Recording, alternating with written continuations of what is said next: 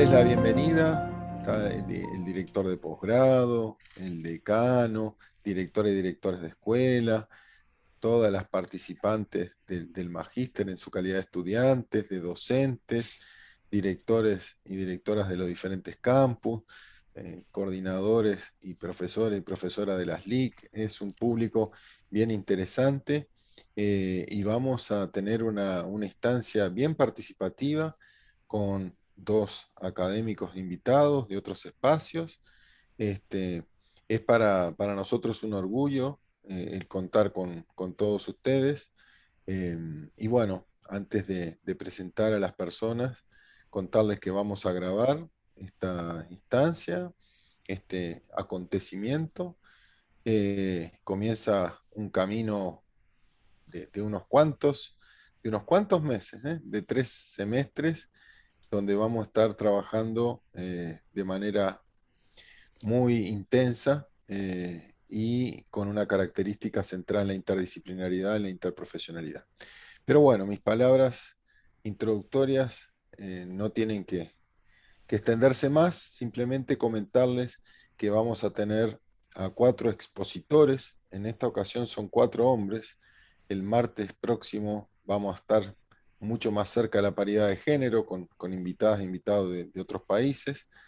Este, y los expositores son, por supuesto, el decano Osvaldo Artaza, decano de la Facultad de Salud y Ciencias Sociales, que como ustedes saben es médico cirujano en la Universidad de Chile, pediatra y cardiólogo infantil, ex ministro de Salud, con estudios en administración, y que es de alguna manera quien ha sido el motivador de la creación de este proyecto que hoy empezamos a implementar. El profesor doctor Hernán Sandoval, médico cirujano de la Universidad de Concepción, especialista en medicina del trabajo y toxicología clínica de la Universidad de La Sorbonne de París, con una amplísima trayectoria internacional, reconocido en diferentes continentes. Es el director del Magíster en Salud Comunitaria y fue por muchos años el decano de la Facultad de Salud de la UTLA. El magíster Germán Rosas, que es psicólogo de la Universidad de Chile y que es magíster en cooperación del desarrollo por la Universidad Libre de Bruselas, Bélgica, y doctor en ciencias humanas en mención cultura por la Universidad Austral de Chile. Y el magíster Ricardo Yarzún, que es antropólogo, es profesor del Instituto de Salud Pública de la Universidad Austral de Chile y tiene un máster en salud pública de la Universidad de Carolina del Norte. Además, cada una de estas personas que he mencionado tiene trayectorias muy importantes en diferentes espacios, que quizás quieran destacar en la medida que van adelante con sus presentaciones. Eh, bueno, vamos a tener entonces ponencias de no más de 15 minutos de cada uno de los 4 expositores, y después vamos a iniciar un diálogo con la participación también de las personas que hoy nos acompañan. Se pueden escribir preguntas por el chat, y damos inicio entonces a esta actividad académica que cuenta con una amplísima presencia. Muchas gracias por estar. Muchas gracias por venir y le paso la palabra al decano Osvaldo Hortaza. Muchas gracias, Carlos. Muy buenos días a todas y todos. Esto es un día muy especial para nuestra Facultad de Salud y Ciencias Sociales. Traigo primero un saludo muy afectuoso de nuestras autoridades y toda nuestra comunidad universitaria. Eh, Sin más, quiero además agradecer a las personas que nos acompañan y al profesor Oyarzún, a Germán Rosas. Y brevemente quiero pasar a exponer algunos aspectos que a mi juicio son fundamentales para comprender el sentido de este magíster. Primero, señalar que el término comunidad se refiere al conjunto de personas vinculadas. Aquí hay una primera distinción, el vínculo. Y esta vinculación se genera por intereses comunes, por objetivos compartidos, es decir, que una comunidad se constituye por vínculos entre seres humanos que lo hacen teniendo objetivos, elementos en común. Los objetivos surgen de las necesidades, de las inquietudes no resueltas que nos mueven a la acción. Una necesidad que yo no puedo resolver solo o por mí mismo. Esto me impulsa a buscar vínculos de cooperación, a coordinar acciones con otros. Y al vincularme con otros, sumo mis capacidades, me hago interdependiente de los demás, y en la medida que dicha interdependencia es más permanente, entonces constituyo comunidad. La comunidad posee una estructura cuya unidad no es el producto de una adición o suma de elementos o partes o engranajes, tal como si fuera una máquina, sino un conjunto que al surgir espontáneamente desde las necesidades, de manera autopoyética, posee todos los caracteres de una totalidad orgánica, de un ser vivo, de un sistema complejo adaptativo, en que el todo es mucho más que la suma de las partes. La sociedad o el término sociedad es más bien un cúmulo de partes que interactúan entre sí sin necesariamente tener rasgos en común. Y allí predominan los elementos mecánicos, racionales, estructurales que sustituyen las unidades originarias, familia, tribu, aldea, por conjuntos mucho más complejos construidos sobre grandes fines como la urbe, la gran ciudad o el Estado.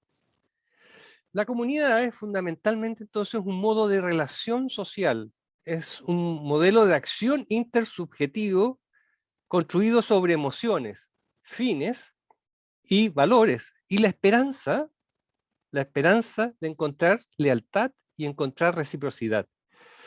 La comunidad debe ser anclada al territorio necesariamente, pero no es un territorio estrictamente contable ni medible.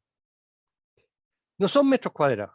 Estamos hablando de un territorio que no se define en límites políticos administrativos, sino a través de características más bien identitarias, características emocionales, que hacen que compartir haga sentido a cada uno de los integrantes de dicha comunidad en torno justamente a los objetivos que se comparten.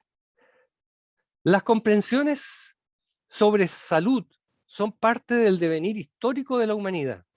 Y allí el profesor Oyarzún ha sido para mí una persona que me ha enseñado mucho con respecto a ese devenir.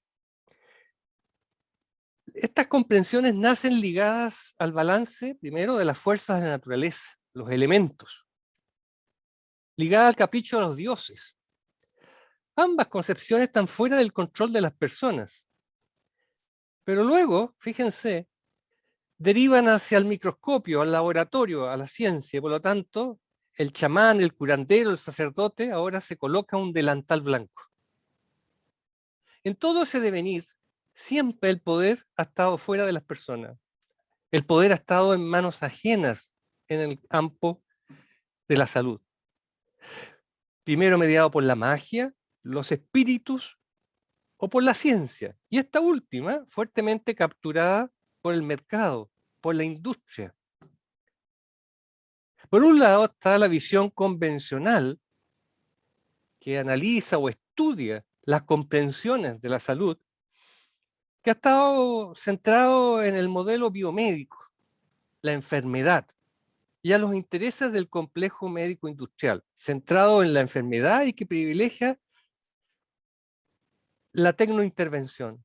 Por otro lado, la perspectiva que entiende la salud-enfermedad como un resultado de los modos de vida de los colectivos y expande su mirada a los procesos sociales productores de enfermedad y muerte, para así proponer de arriba a abajo, otra vez, el poder fuera, el poder sobre, desde el saber experto, intervenciones sociosanitarias y transformaciones estructurales.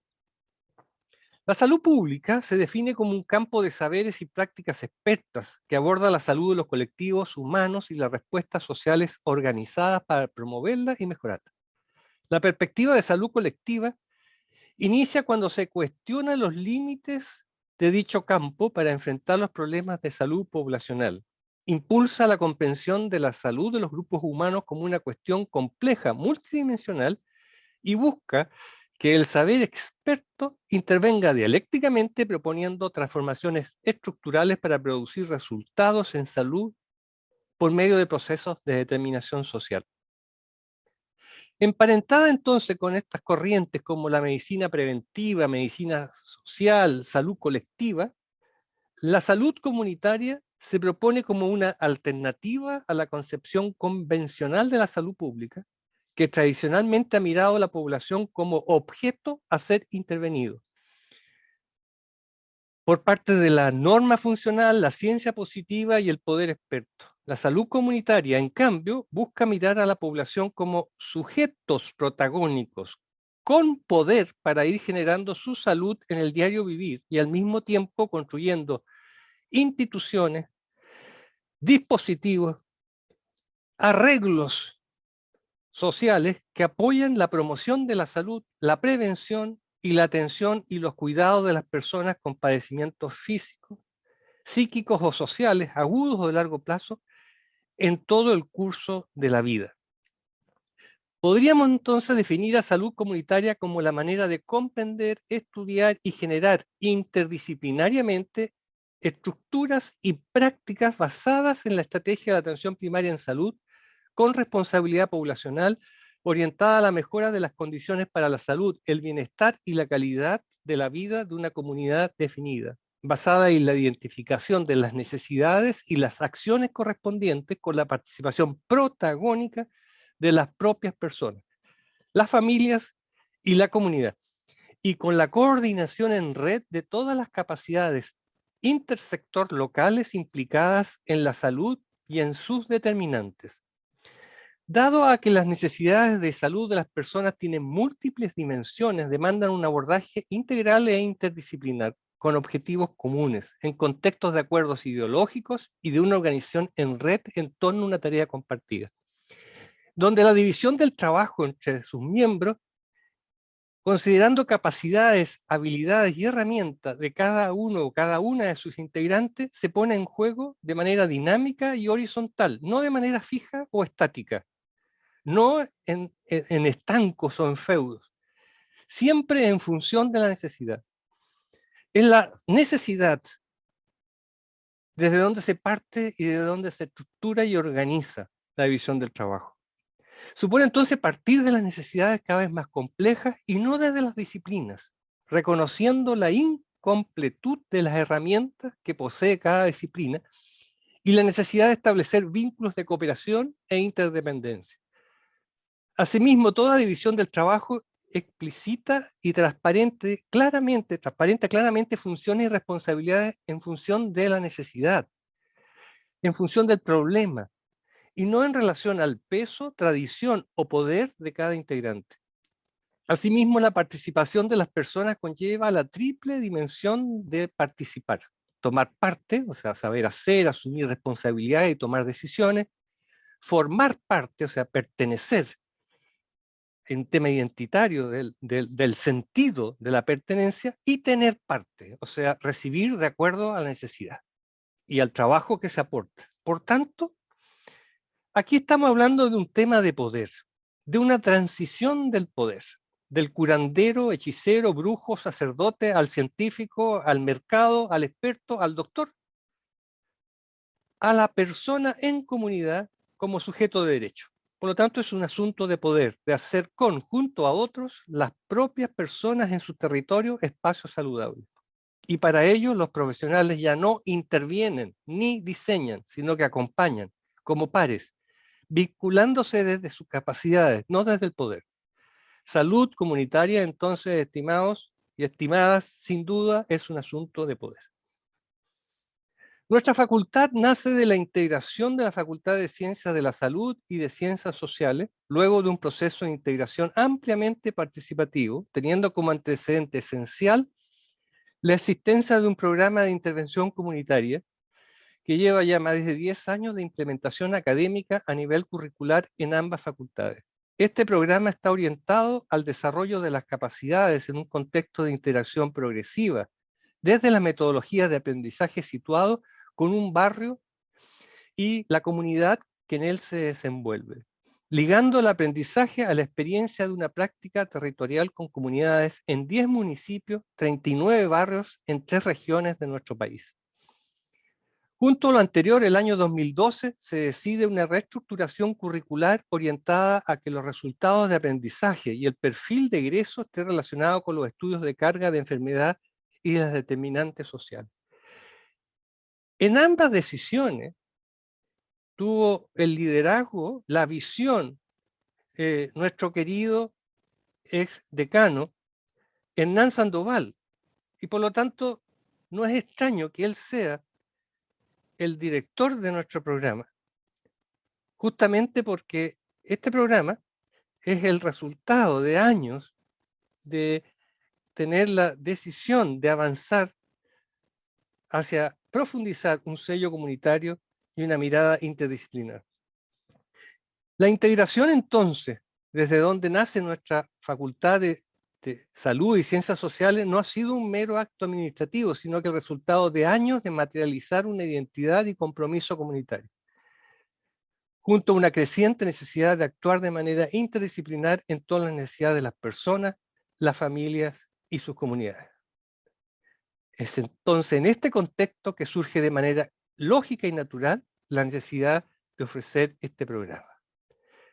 Muchas gracias y dispuesto a las preguntas que me quieran hacer después más adelante de que escuchemos a nuestros invitados y a nuestro director del Magíster, nuestro querido doctor Hernán Sandoval. Muchas gracias.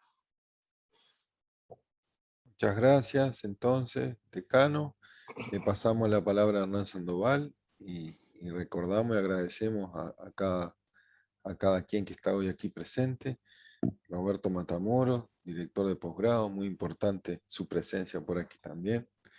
El director de investigación, a Catalina de Ciencias Sociales, a cada uno de los directores de salud también, investigadores, Cecilia Tofoleto, desde el principio en el Magíster, en su construcción. Muy bonita esta comunidad que hoy está reunida, sábado tan tempranito. Profesor Sandoval, suya la palabra. Muchas gracias, Carlos. Hay un dicho popular que más vale tener amigos que plata, y en ese sentido agradezco las palabras elogiosas de Osvaldo, que yo creo que están generadas más en la amistad y en el afecto que en las realidades concretas. Y también quiero decirle que parte de lo que yo había pensado decir ya está dicho por Osvaldo, o sea que considero innecesario repetirlo. Algunas salvedades. Evidentemente, desde la salud pública, con la policía sanitaria prescriptiva y sancionadora que nace a mediados del siglo XIX o a comienzos del siglo XIX, hasta hoy día, se ha transitado por estos diversos espacios desde esta salud pública que imperó prácticamente hasta los años 40 de este siglo, que era fundamentalmente de investigación, de identificación de agentes y culpables o circunstancias que generaban la enfermedad, y posteriormente de normas y eventualmente sanciones. Pasando después, en los años 40, a la medicina preventiva y social, que fue un resurgimiento académico que nace de las universidades americanas, pero con gran influencia de pensadores europeos que, huyendo del nazismo, se refugiaron a Estados Unidos. Entre otros menciono a Henry Sigerist, y luego llegando a la formulación o la reformulación de los modelos médicos, del modelo biomédico al modelo psicosocial que empieza a surgir en los años 60, hasta el cuestionamiento que surge en los años 70 con la salud colectiva, donde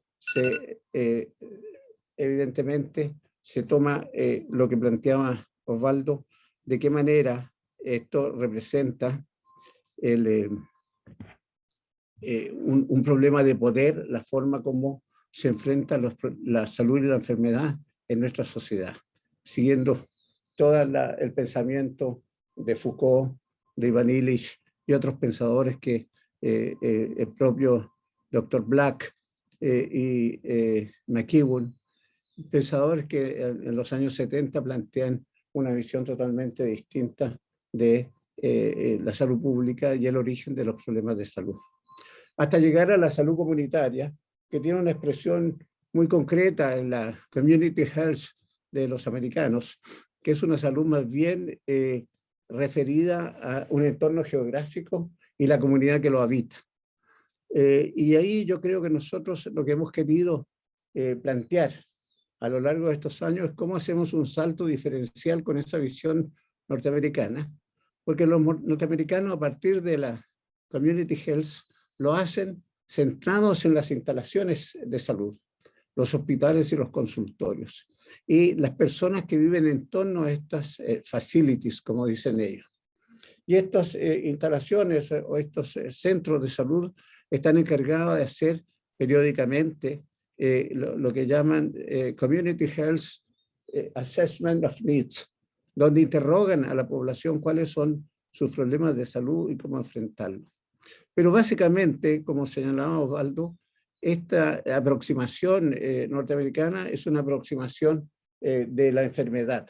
¿Cuáles son las enfermedades que se están produciendo y cómo poder dar respuestas desde el sistema de salud a ellas?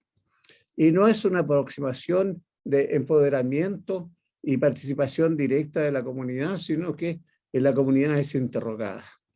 Y nosotros queremos establecer una diferencia con esa visión de la Community Health cuando planteamos salud comunitaria. Porque precisamente lo que nosotros planteamos es que en el siglo XXI tenemos que iniciar un tránsito desde la atención de la enfermedad a la construcción de la salud. Y la construcción de la salud, a nuestro juicio, no puede hacerla sino que la población, las personas comprometidas en el problema de salud que se está enfrentando. Y por lo tanto, para lo cual hay que generar una construcción en torno a los factores que las producen, las conductas que las facilitan y los entornos sociales en los cuales se generan. Esta transición de la atención de la enfermedad a la construcción de la salud no es fácil.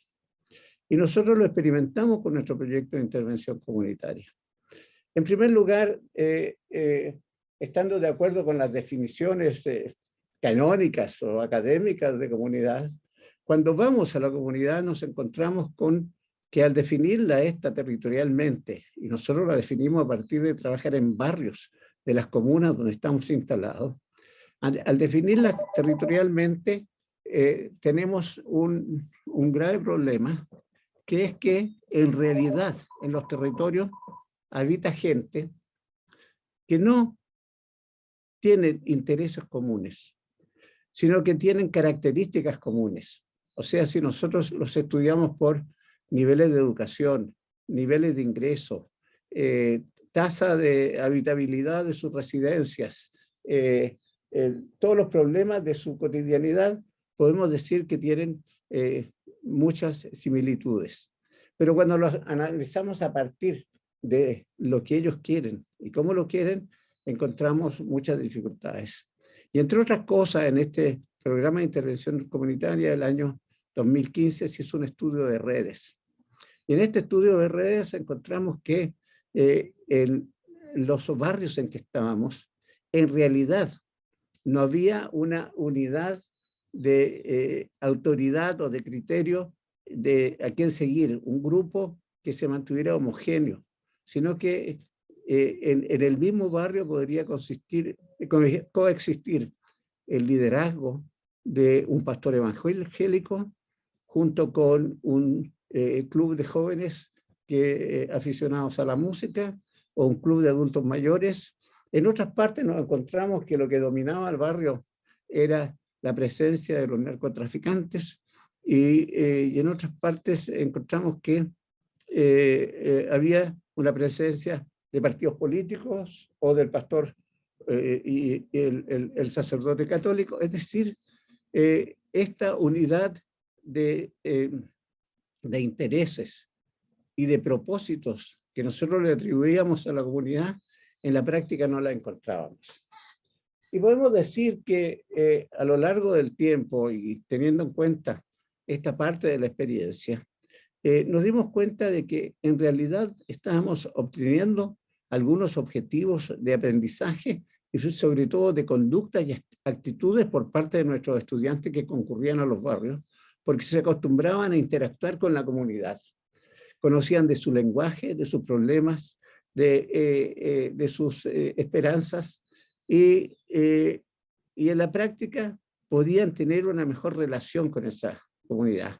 Y eso era para nosotros extraordinariamente importante, porque por una parte nos fijamos un objetivo académico en torno a la formación de nuestros estudiantes, donde, como señalaba el decano, el desarrollo de las habilidades blandas, fundamentalmente el respeto, el reconocimiento de la alteridad, la escucha activa, el saber conectarse con la gente, era para nosotros objetivos educativos muy importantes.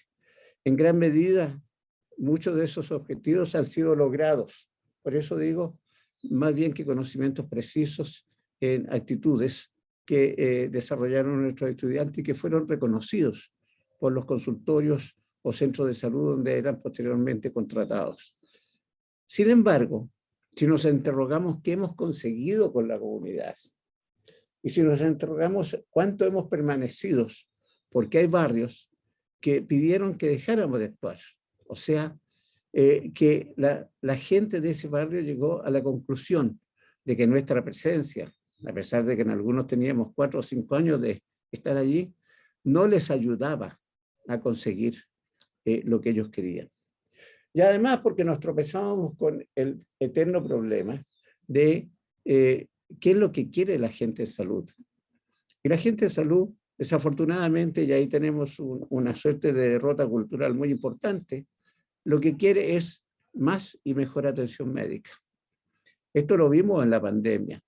En La Pintana, las tasas de mortalidad por COVID-19 son entre 4 y 8 veces mayores que las de Vitacura. En distintos estudios dan estas cifras. Y si uno le pregunta a gente de La Pintana por qué se produce esta diferencia, la gente de La Pintana dice porque hay más doctores y tienen mejores clínicas en Vitacura que en La Pintana. Sin embargo, es sabido de que hubo un enorme esfuerzo de colocar las salas críticas y la unidad de tratamiento intensivo al alcance de todo el mundo. O sea, si bien puede haber una diferencia en la atención médica entre La Pintana y Vitacura, la diferencia está producida por las condiciones de vida, el hacinamiento y todos los factores que se han puesto en evidencia. Sin embargo, la creencia de la gente sigue siendo que es el acceso a doctores y hospitales. Eso no hemos logrado erradicarlo o enfrentarlo exitosamente.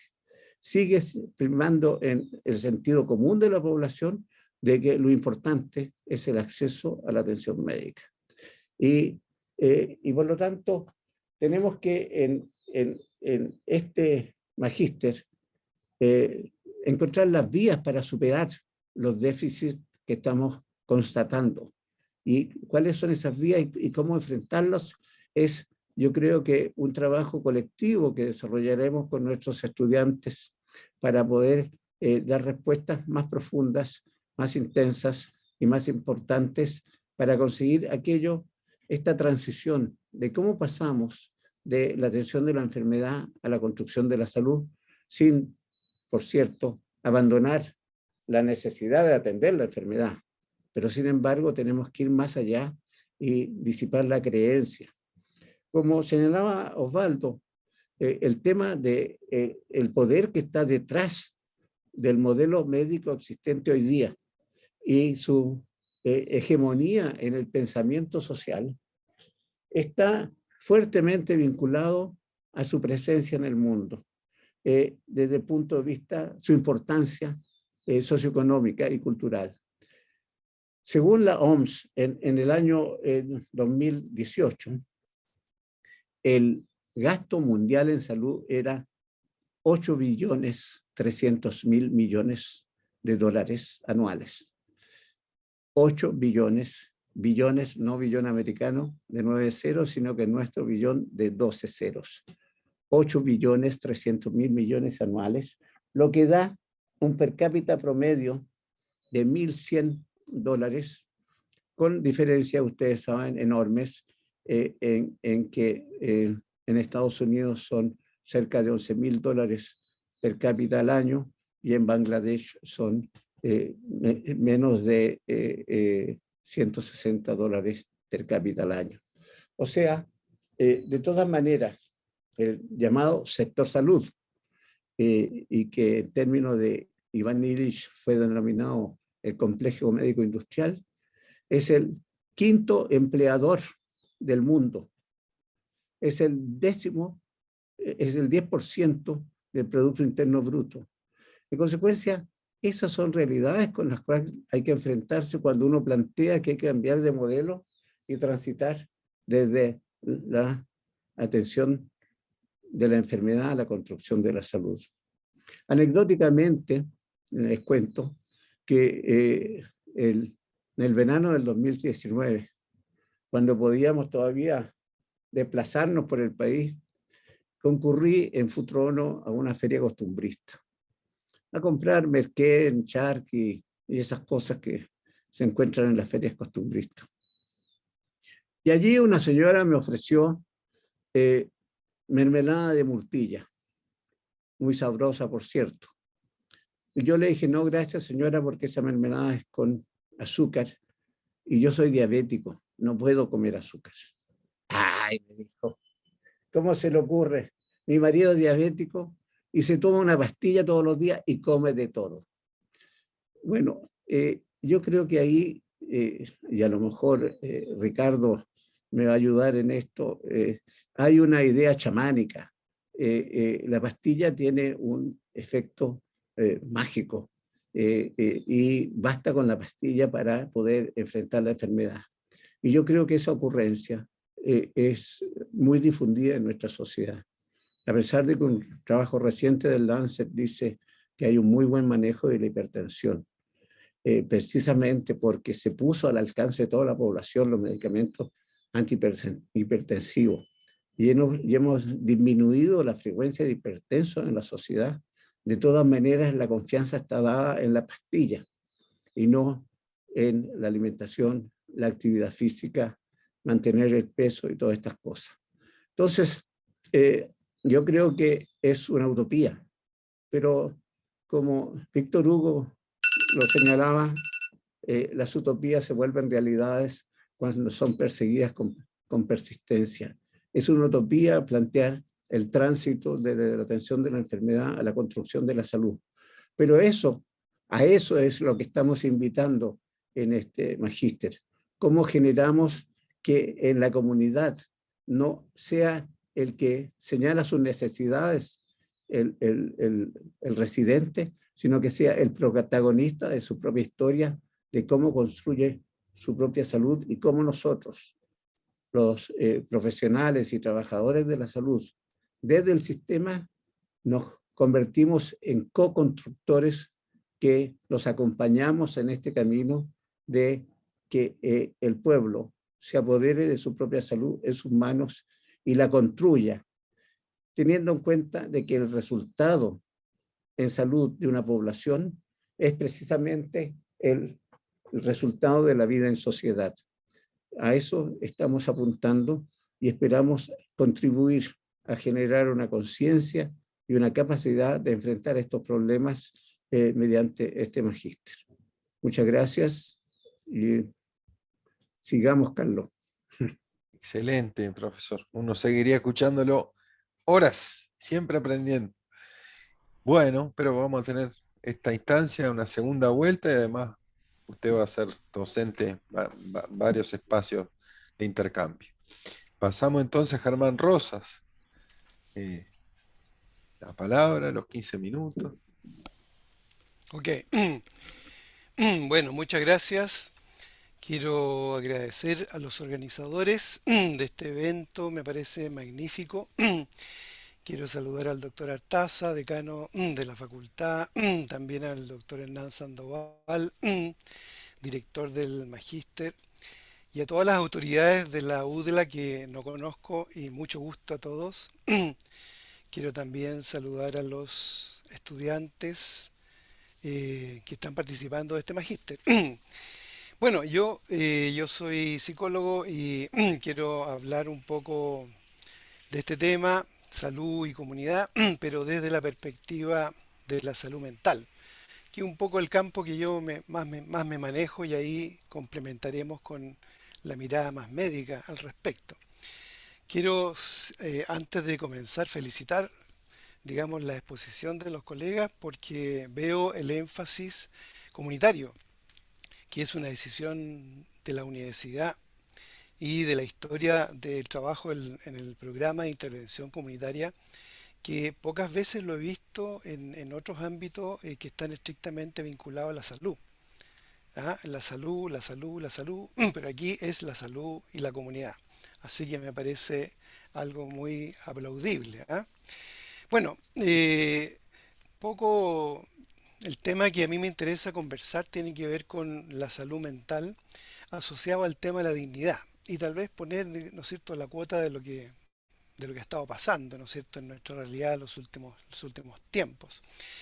Y eso en la perspectiva de tirar algunas líneas, algunas bases, ¿no es cierto?, algunas ideas sobre la construcción de un nuevo paradigma dentro del campo de la salud mental, que probablemente está vinculado a lo que ustedes plantean en esta asociación entre lo que es la salud y la comunidad. Entonces, para partir un poco y poder contextualizar, me gustaría decir de que el tema de la salud mental en el siglo XIX, a fines, principios del XX, tenía una explicación de las causas de los problemas de salud, una explicación interna, una explicación intrapsíquica, ¿ya? Es decir, digamos, se veía que las causas estaban instaladas en algún lugar del aparato psíquico, ¿ya?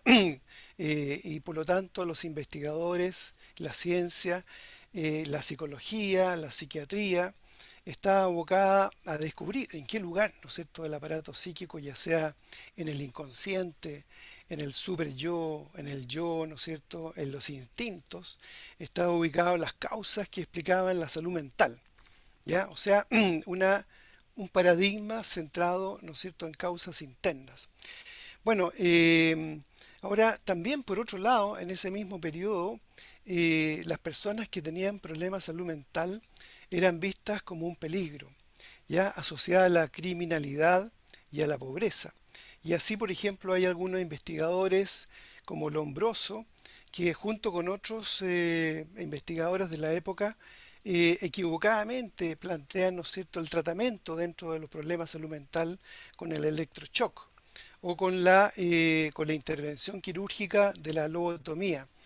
Y si no era el caso, ¿no es cierto?, el envío de los pacientes con problemas de salud mental hacia los hospitales psiquiátricos, ¿ya? O, digamos, a personas con ciertas condiciones de problemas de salud mental hacia los orfanatos, las correccionales, los reformatorios, y si no, el tema o el caso de la higienización social.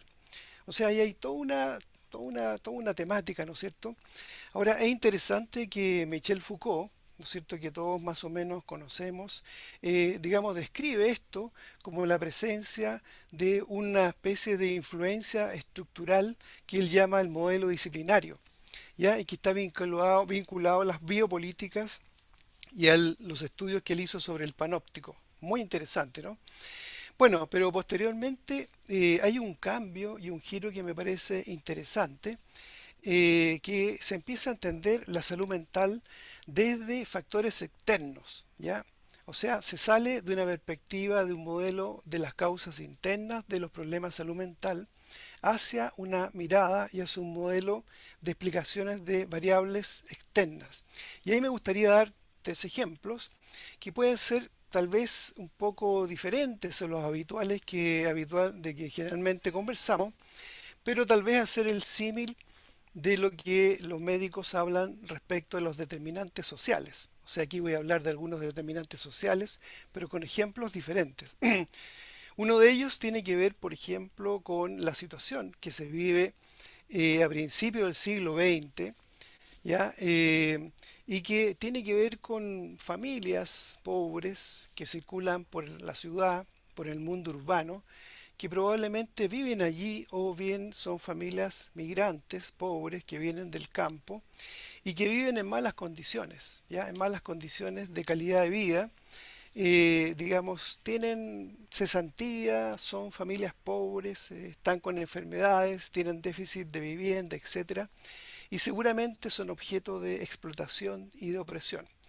Lo mismo pasa con niños, ¿no es cierto?, que circulan y que son niños vagos, vagabundos.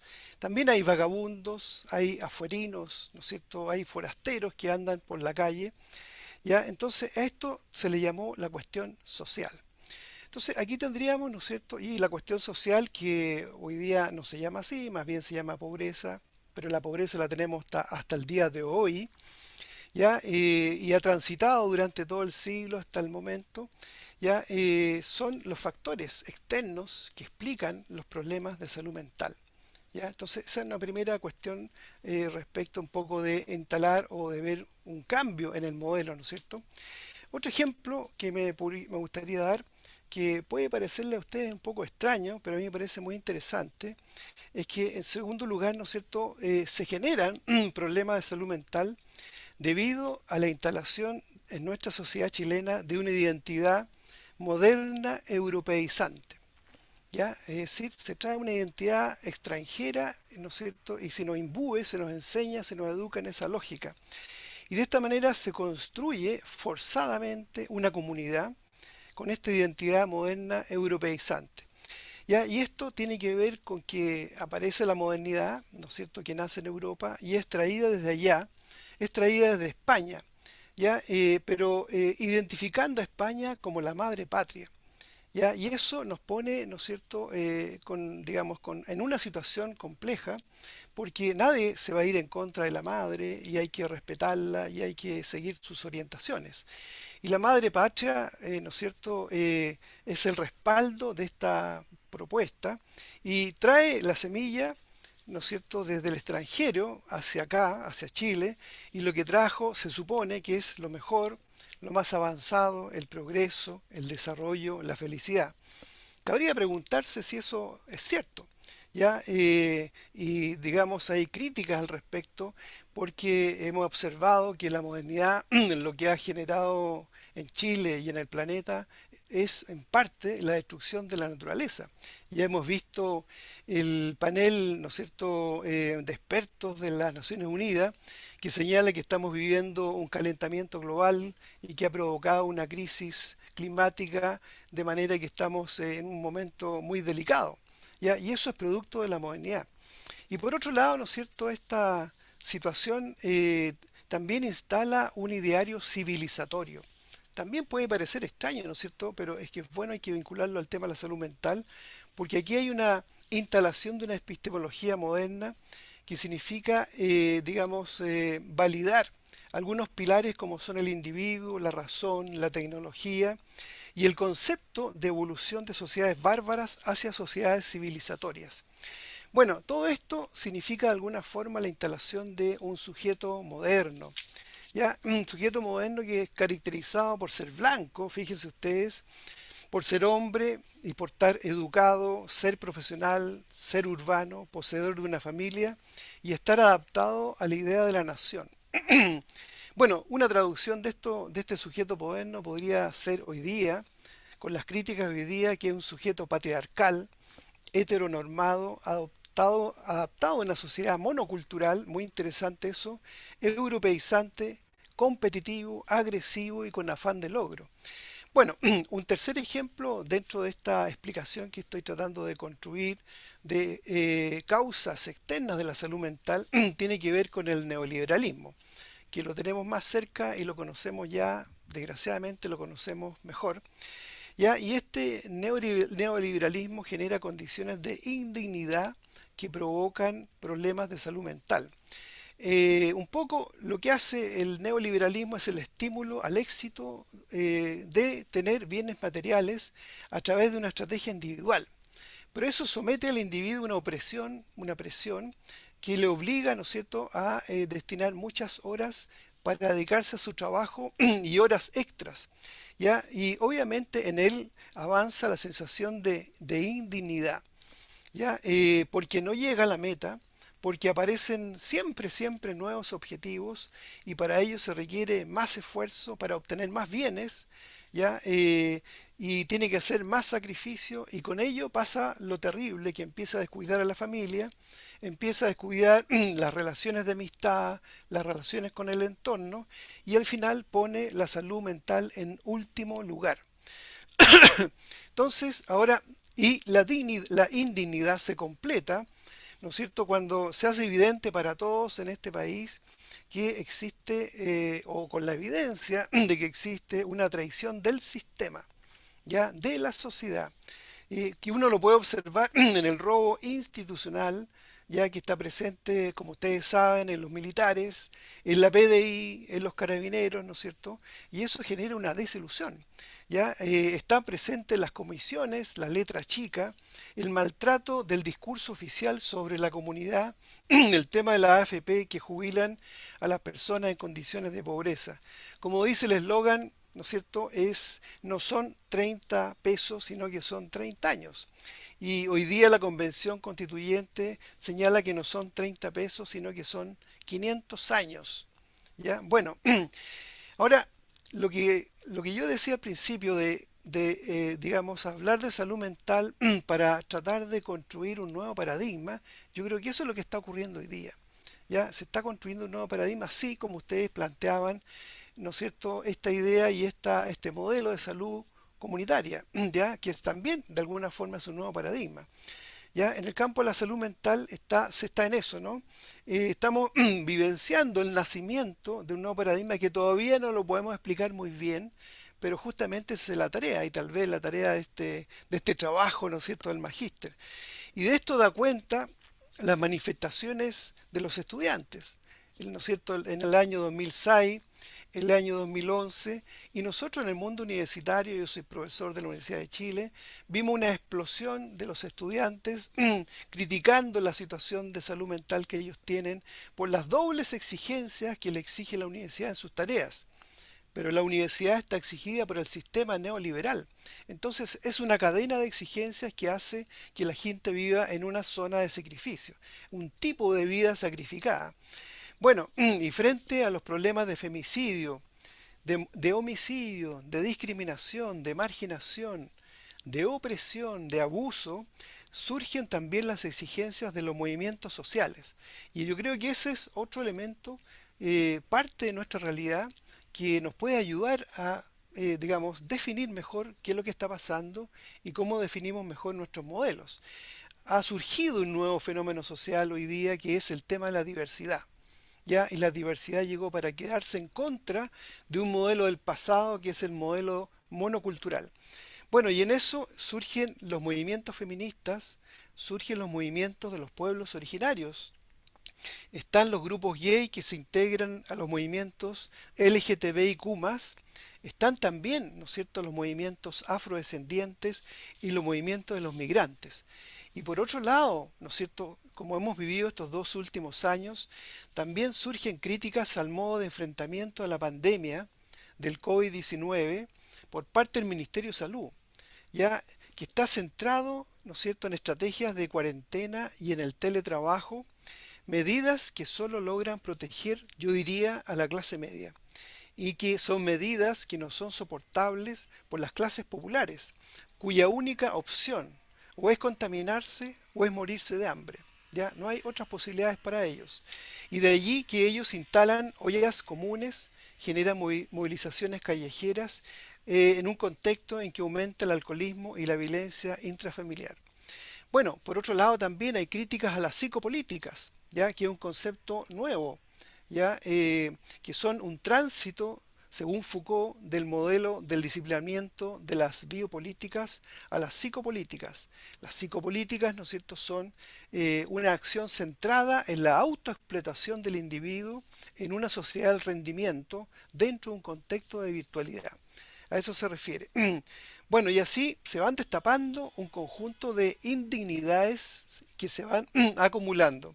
La revuelta social del 18 de octubre del 2019, el estallido social, para mi gusto es una demanda multicomunitaria. O sea, la comunidad está allí presente y pone el acento, de alguna forma, si uno lee bien el mensaje, en la construcción de un nuevo paradigma de salud mental. Y yo veo que ahí hay algunos lineamientos, como son, por ejemplo, el reconocimiento cultural. Sería uno, la desinstalación de identidades nacionales europeizantes. También la exigencia de un nuevo modelo de sociedad, es decir, una salud mental que implica otro paradigma, que implica ser validado como persona y no por los bienes que dispongo.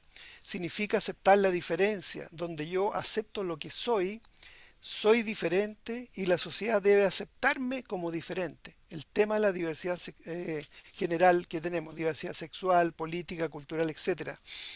Que la sociedad debe dejar de atraparme, conducirme, reducirme, desfigurarme y transformarme.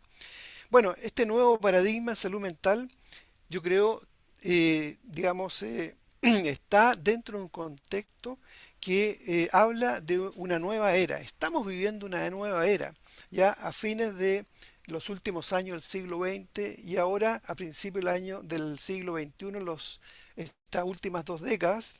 Hay un cambio de era, en el cual nosotros somos privilegiados para poder verlo, para poder observarlo, pero también para poder participar. Estamos inmiscuidos en ello. Hay un cambio epocal, ¿ya? Y en ese sentido yo diría que hay principalmente, más que un cambio social, hay una transformación. ¿Ya?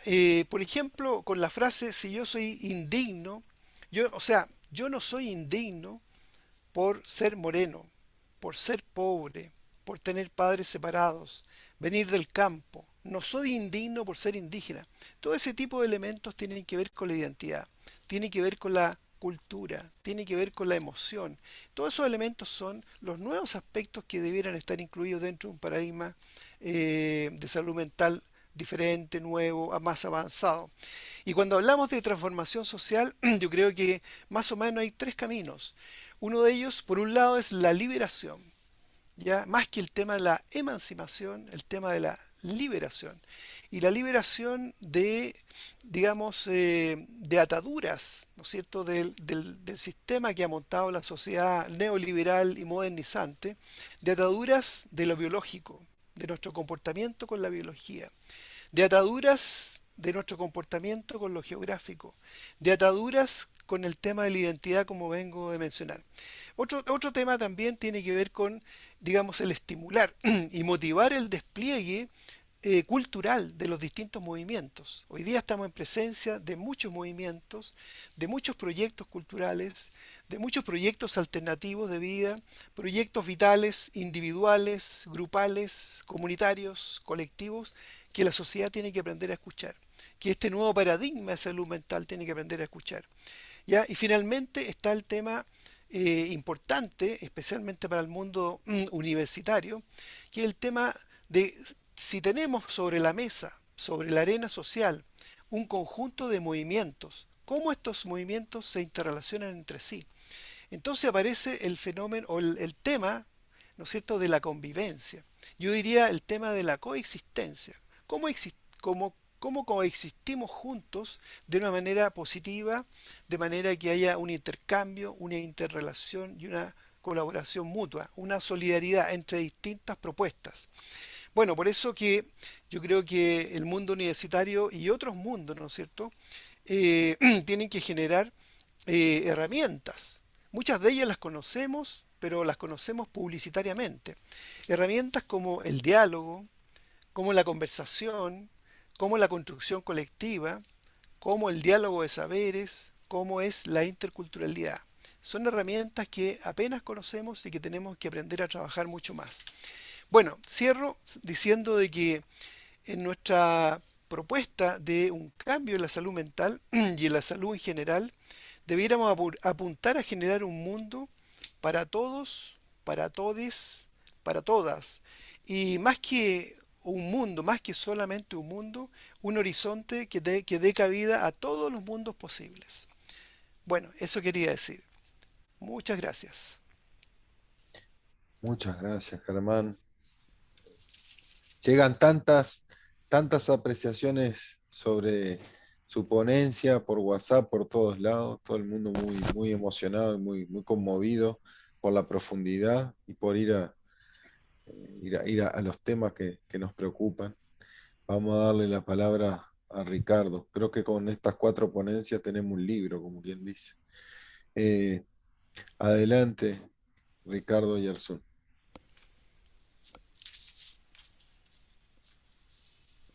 No te escuchamos, estás silenciado. Ahora sí. Ahora sí. Esta es la autocensura. Bueno, buenos días, un fraternal saludo a todas y todos. Desde mi privilegio de vivir en esta hermosa Valdivia, hoy día un poco nublado, pero sigue siendo hermosa. Bueno, yo en los 15 minutos, voy a tratar de mostrar un poco la experiencia etnográfica que como antropólogo tengo en lo que ha sido mi vida académica y profesional en el área de la salud pública y particularmente la salud comunitaria. Mi primer momento fue el año 78 cuando empecé a trabajar con Hanna Regá, una pediatra, directora de un consultorio materno-infantil, que estaba muy preocupada por el tema de la desnutrición infantil. Y teníamos datos de que se nos estaban concentrando evidentemente los campamentos, que habían sido producto de tomas de terreno en el periodo de la Unidad Popular, incluso en algunas cuales yo también había participado.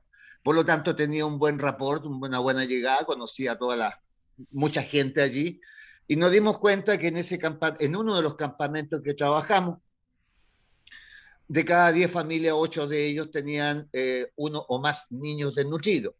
Algunos en tratamiento, otros no. Y incluso en Codanil, algunos. Y empezamos a trabajar y voy a hacer una síntesis, no voy a contar porque durante 3 meses llegamos a acordar con los miembros de esas comunidades, principalmente mujeres. En ese momento, en esos campamentos, los varones, muchos de ellos eran presos políticos, habían ido al exilio o simplemente no existían allí, ¿no? Eh, Llegamos a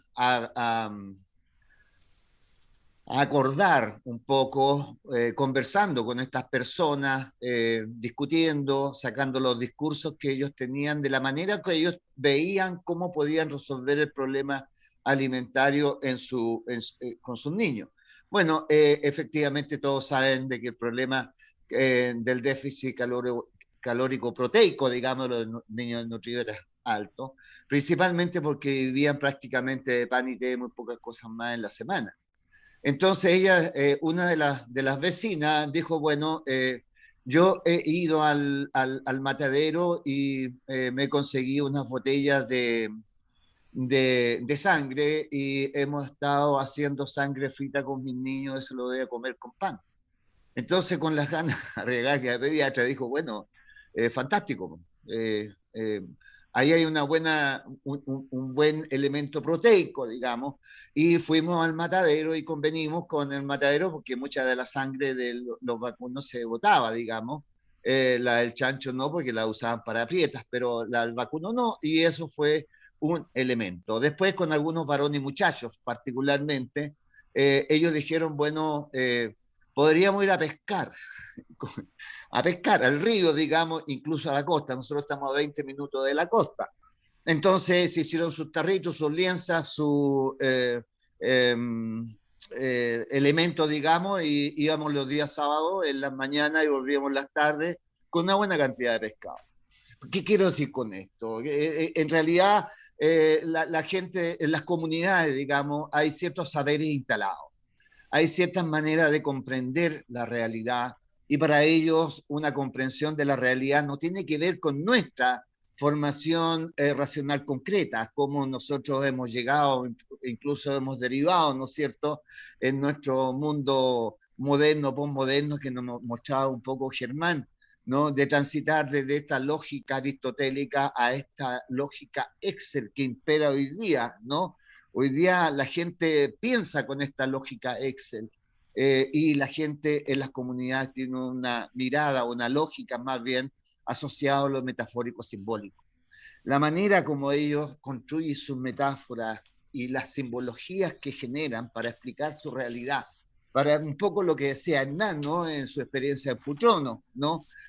Yo también he conocido diabéticos que han tenido incluso algunos comas diabéticos y que son alcohólicos, y bueno, cuando le dice, oye, pero tú no puedes tomar porque el médico ya te dijo que no podías seguir tomando. Decía, no, lo que me dijo el médico es que si yo que no podía tomarme las pastillas con alcohol porque eso me iba a hacer mal. Así que cuando tomo dejo de tomar pastillas, eso es lógico. Entonces, esa manera, digamos, de comprender sus propias realidades, tiene que uno tratar de adaptarse y conocer ese pensamiento metafórico simbólico. Desde esa experiencia después fuimos a las zonas rurales, las zonas de la costa, con algunas comunidades lafkenche, en los cuales también tenían una manera muy tradicional de los cultivos, ¿no? No conocían la plasticultura, lo que conocemos hoy día como invernadero, y con una ONG de la Vicaría de la Solidaridad, donde había un técnico agrícola que era fantástico, digamos. Trabajamos durante 3 años para instalar la plasticultura, digamos, en las comunidades rurales. Ellos consumían verduras solamente en temporada, y con la plasticultura empezaron a consumir la verdura durante todo el año. Pero estos productos, digamos, por decirlo de alguna manera, alimentarios, también fueron los resultados, digamos, de un trabajo que se hizo con sus organizaciones comunitarias. Las comunidades, nosotros siempre la hemos entendido como una forma, digamos, de organización, como lo que decía, ¿no es cierto?, Osvaldo, digamos, en la medida que a nivel societal existe una población organizada en estructura amplia y también válidas, por supuesto, para los miembros de esa sociedad, en las comunidades existen estructuras de su propia base que son válidas.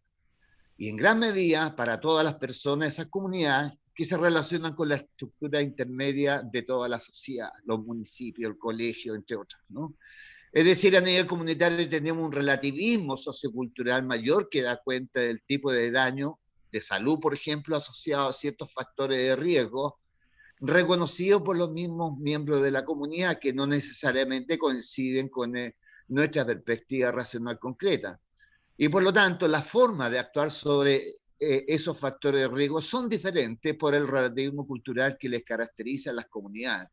Esto implica un comportamiento distinto de los factores de riesgo y su relación con los daños en salud. Por lo tanto, cuando uno llega a trabajar con una comunidad, yo siempre digo, bueno, primero vamos a conocer a la comunidad. No vamos a hacer educación o a evangelizar a la comunidad respecto a nuestra manera de comprender la realidad, a imponer nuestra racionalidad concreta, sino que a escuchar su perspectiva metafórico-simbólica y aprender, porque uno aprende, ¿no? Aprende mucho.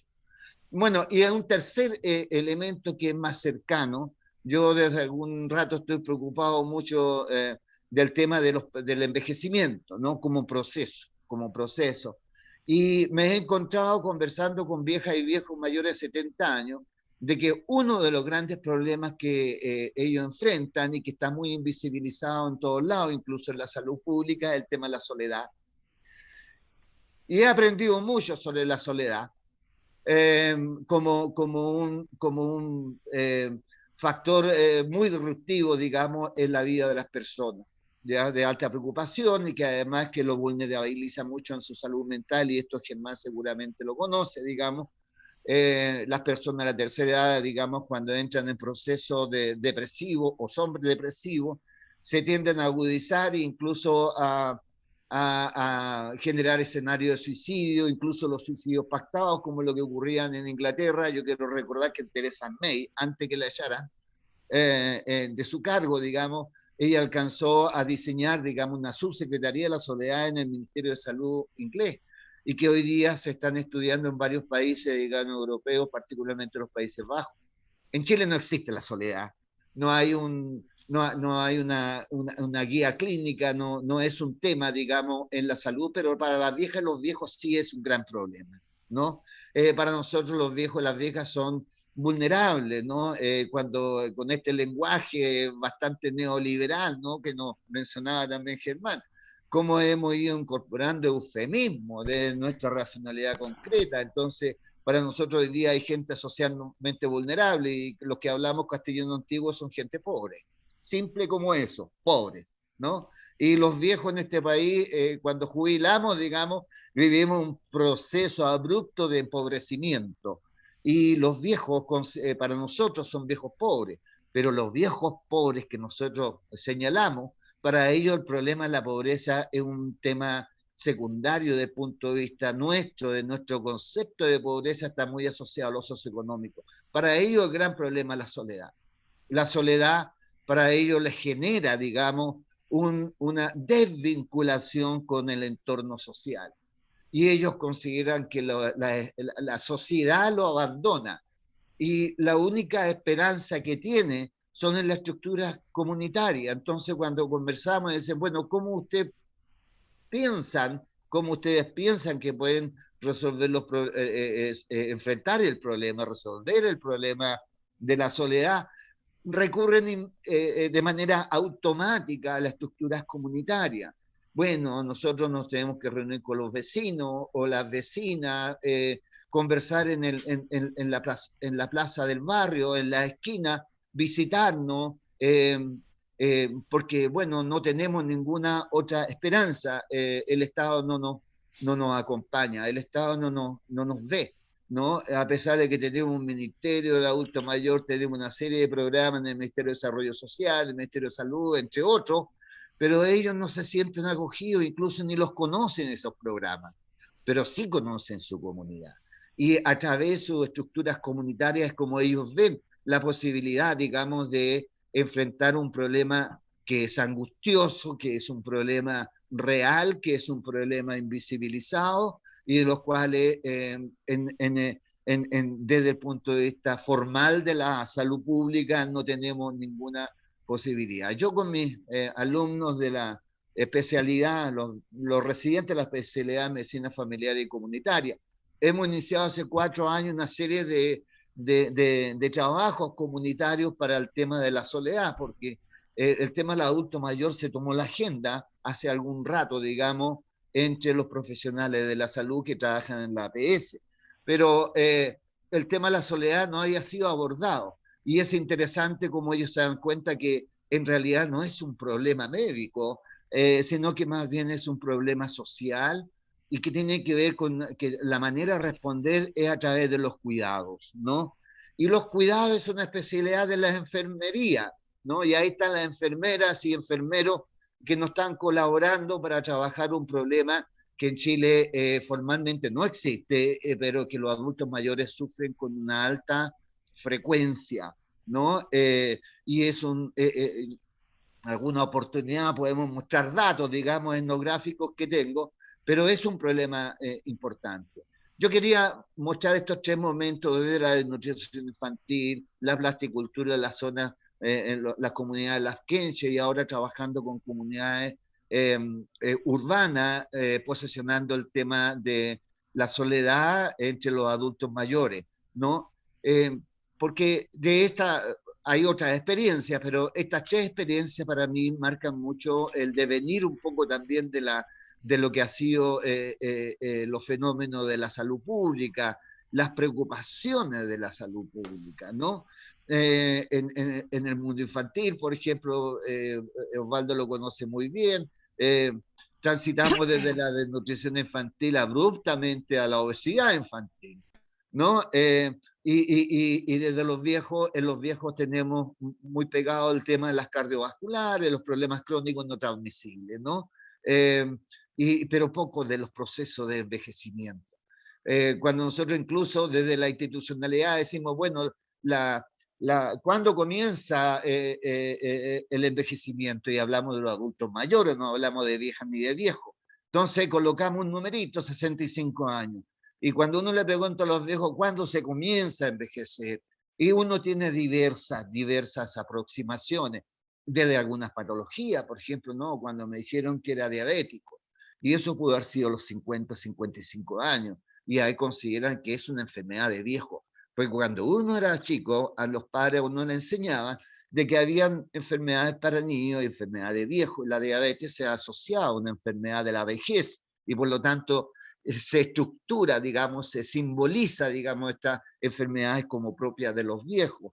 O las mujeres cuando empiezan sus procesos menopáusicos, los hombres cuando dicen, bueno, cuando jubilo empieza mi proceso de envejecimiento, ¿no? Y hay viejos de 70 y más años que todavía no han jubilado, por lo tanto no comienzan formalmente, digamos, desde la perspectiva de su vejez. Entonces hay diversidad, y esta diversidad sociocultural en las comunidades hay que aprenderlas primero. Tenemos que ir a aprender porque hay una sabiduría que es propia de las personas en las comunidades, ¿no? Y nosotros no somos los más sabios, digamos. Tenemos que aprender a trabajar con ellos, ¿no? Con ellos y no para ellos, ¿no? Que la perspectiva tan recurrente, ¿no? En nosotros como los salvadores del mundo. Pero el trabajar con ellos significa la disposición a estar aprendiendo de ellos y ellos de nosotros, y generar conocimientos nuevos. Nosotros estamos muy empeñados en tratar de comprender, mira, no de explicar, de comprender, ¿no? El tema de la soledad como un fenómeno social que es un poco, está como en sombra, digamos, en forma subterránea, pero que poco a poco vamos a ir conociendo, digamos, y nos vamos a ir sorprendiendo por los resultados que son lamentables que empiezan a ocurrir. Yo también quisiera el hacer este hincapié, digamos, de practicar las etnografías, que son una técnica, digamos, de acercamiento de los antropólogos, pero no son exclusivos de los antropólogos, ¿no? En mi experiencia con los profesionales de la salud en la APS, hemos tenido una cantidad importante, hay gente, digamos, equipos, digamos, de APS que están haciendo muy buenas etnografías en sus comunidades, están aprendiendo, están trabajando con resultados, ¿no? Con resultados sorprendentes. Primero, el tema de la cohesión social. Cuando uno tiene comunidades sin cohesión social, el trabajo se hace mucho más lento y mucho más difícil, difícil, y también con dificultades de tener el logro. Es importante que las comunidades se cohesionen.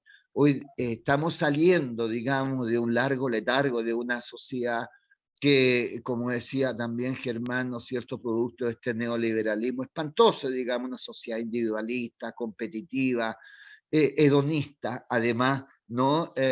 Y evidentemente eso ha dificultado mucho el trabajo en las comunidades. Hoy día Profesor hay una Ricardo, profesor Voy, Ricardo, termino. le comento, vamos pasando, agradeciéndole muchísimo, vamos a ir pasando al intercambio de opiniones por los Ok, tiempos que nos dimos, si le parece bien, ¿sí? Pero termine ya. su idea, por favor. Redondeamos toda esa concepción. No, dejémoslo ahí. No, Mira, para la pregunta y respuesta claro, conversamos. Ricardo, Germán, Hernán y Osvaldo dieron una visión que también tiene que ver con el contexto histórico, y acá problematizando a la salud comunitaria como un campo de estudio, un campo académico. Es muy importante saber de que hay trayectorias. Aquí estamos en un espacio además intergeneracional, con investigadores muy jóvenes, pero muy potentes, que trabajan con diversas universidades de Chile, de América y más allá de América. Pero viendo el surgimiento de la salud comunitaria a partir de diferentes áreas, de la enfermería comunitaria, de la psicología social comunitaria, de diferente, hasta de la medicina comunitaria, sería interesante, por ejemplo, que Sandoval, en forma breve, pero nos cuente, porque él tuvo una experiencia muy potente en África en temas de comunidad y salud, además de su trayectoria europea, y ha estado defendiendo algunos de estos enfoques frente a la OMS. También Osvaldo ha estado en experiencias muy potentes con otras universidades y se inicia con experiencias de salud comunitaria, ver sus perspectivas, si esto es algo que ha tomado mayor trascendencia, ver también desde la experiencia de Germán y de Hernán estos discursos emergentes, por qué han tenido lugar, o son experiencias, como decía el propio Germán, que reivindicaba a los movimientos de la diversidad, al movimiento feminista, que tienen décadas, muchísimas décadas, pero que en un momento toman también otra potencialidad. Entonces, esta mirada, que es local y también es global, y las trayectorias de vida y académica pueden enriquecer este intercambio. Yo le quería pedir a la gente que hoy está aquí, o que opine, tenemos todavía 40 minutos, o que pregunte, que se sienta partícipe, aquí se puede pedir la palabra perfectamente, pero también decirle a quienes se expusieron que rescaten algunos de estos aspectos que en su trayectoria en la salud comunitaria. Bueno, fui interpelado directamente por Carlos, y un poco me sorprende porque no estaba preparado a referirme a los 6 años que pasé en Guinea y en Congo, en África. Pero en realidad yo actué como un funcionario de la OMS, primero como funcionario local de país en mi experiencia en Guinea y después como funcionario regional en la oficina regional de la OMS para el África. Y curiosamente, en este segundo lugar, fui designado, eh, aparte de mi cargo que tenía por mi especialidad como eh, eh, consejero regional para la salud de los trabajadores, a partir de mi especialidad en Occupational Health, en salud ocupacional, también fui designado por azar, creo yo, como el consejero regional para la salud mental, campo que me era totalmente ignorado. Sin embargo, empecé a establecer los contactos pertinentes y a enterarme de qué era la salud mental en África, y a propósito de lo que hablaba Germán. Y ahí me encontré con cosas que realmente no creía que existían, ¿no? O sea, me tocó ver en asilos de, entre comillas, locos, en Guinea y también en Mali, gente en el cepo, o sea, gente con los pies puestos en una estructura de madera en que los mantenía fijos. Afortunadamente, en el caso de Mali había una misión italiana que empezó a manejar el concepto de los hospitales para enfermos mentales abiertos y cómo llevarlos a su propia comunidad. Y hubo una experiencia difundida internacionalmente que yo en mi cargo de consejero regional la aproveché y la difundí en toda el África. Pero en ese tiempo, estoy hablando, imagínense, de tiempos casi prehistóricos de 1977, conocí a un gran psiquiatra africano, Mamadou Diop. Mamadou Diop había sido este muchacho brillante seleccionado por los jesuitas que en sus escuelas en Senegal lo identificaron, se lo llevaron a Francia, lo educaron allá. Posteriormente hizo toda la carrera de medicina en la Universidad de Burdeos y más tarde hizo los 4 años de especialidad de psiquiatría y terminó siendo el negrito de Lacan. O sea, fue psicoanalizado directamente por el maestro Lacan. Y cuando Lacan consideró que ya estaba formado en su disciplina, le dijo, mejor te vas al África y difundes esto en el África.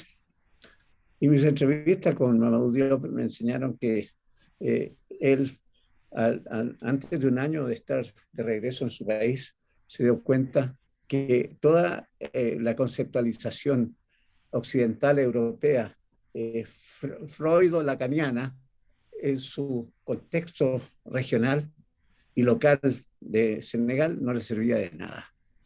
Y que la gran disrupción provocada por, entre comillas, la modernidad inducida por el colonialismo en África, era la fuente más importante de despersonalización de los individuos y que lo llevaban a estas enfermedades mentales que lo hacían ser totalmente distinto al resto de su comunidad. Y él inventó las aldeas psiquiátricas.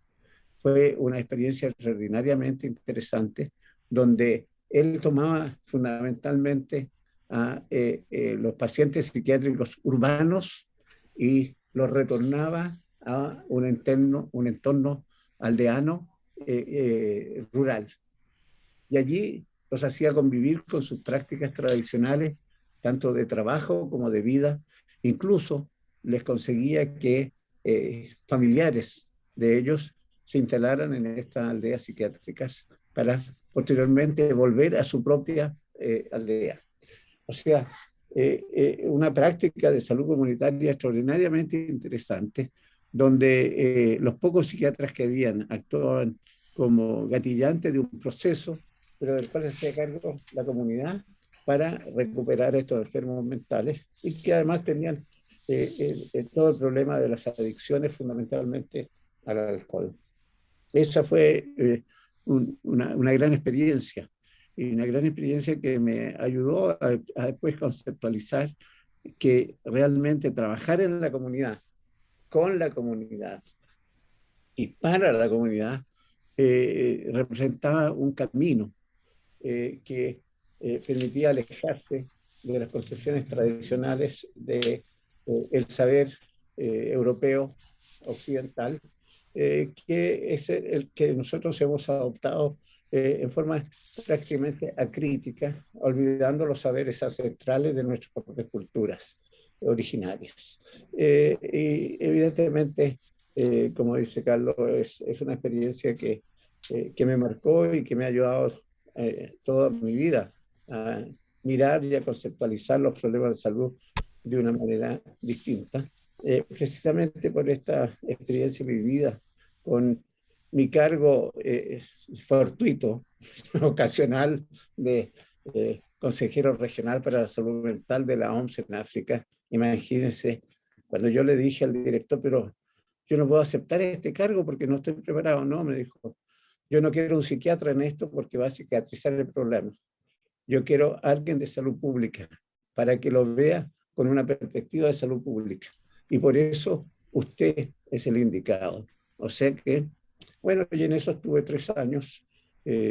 Hice la primera reunión regional del África de salud mental, donde tuve desde chamanes hasta psiquiatras formados en Londres y en Suiza.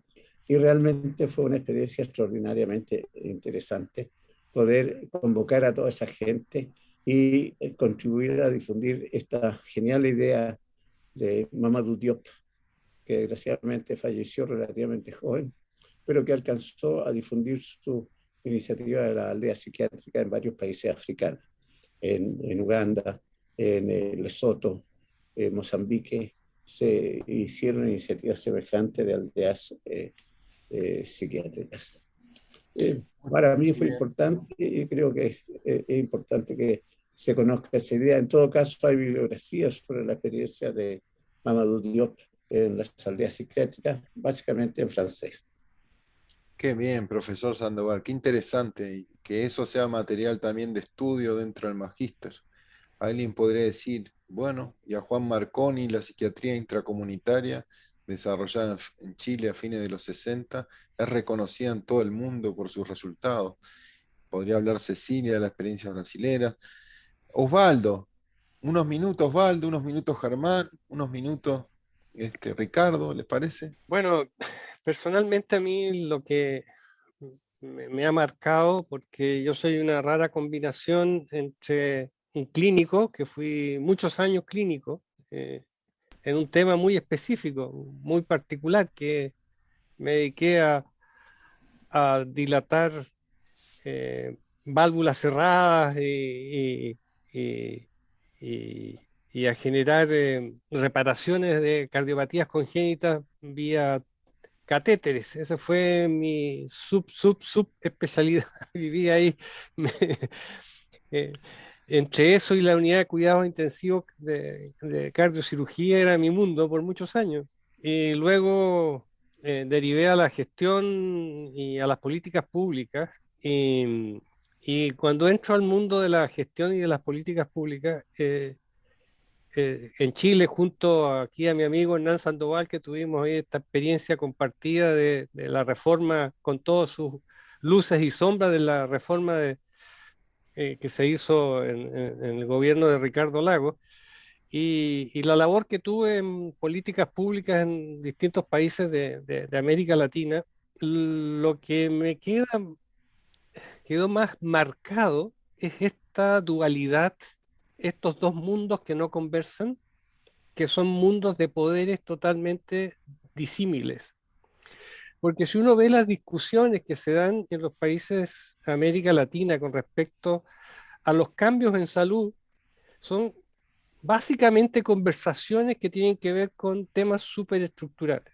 El financiamiento, si proviene de cotizaciones, si proviene de impuestos generales, eh, si cuánto debe ser el financiamiento, quién lo debe administrar, en temas como que tienen que ver con la participación de los privados, el mercado, cuánto de Estado, y por lo tanto cómo debe estar organizado, digamos,